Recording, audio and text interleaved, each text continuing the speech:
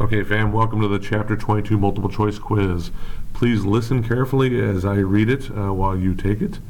As always, cross off any incorrect answers that you're sure of so that if you do have to guess, you have fewer options. Also, pause in between each question as you ponder them and then restart the video for the next question.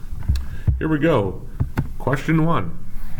Which of the following means a strong feeling of pride in and loyalty to one's country? A. Alliances, B. Imperialism, or C. Nationalism?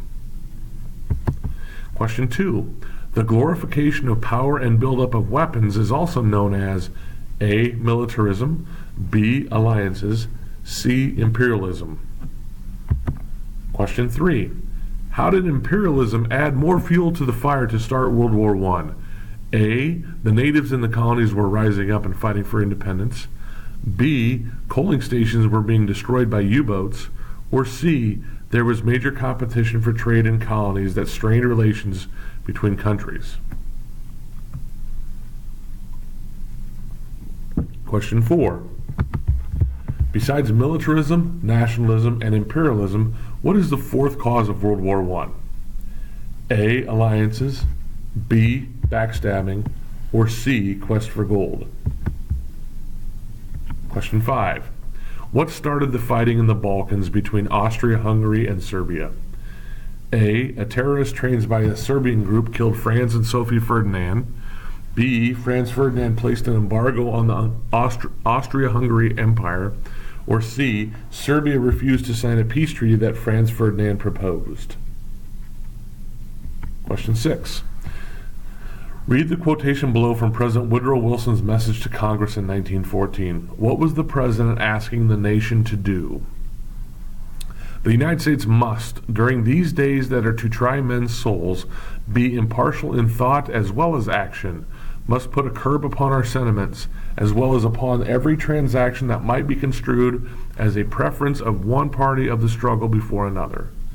Was it A, adopt a policy of neutrality, B, make the world safe for democracy, or C, compete for trade and territory with our enemies? Number 7. How did German U-boats violate international law?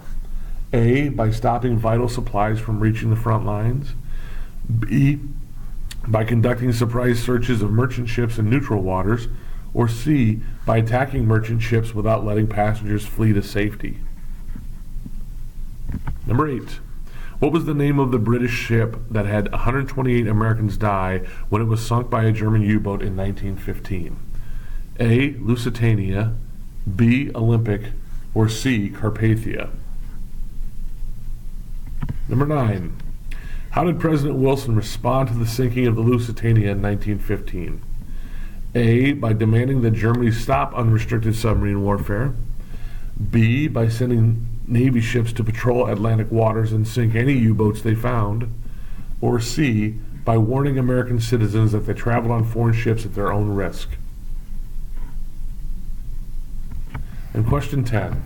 In the Zimmerman Note, what did Germany promise Mexico in return for its support during World War I? A. Germany would cede territory in Africa to Mexico.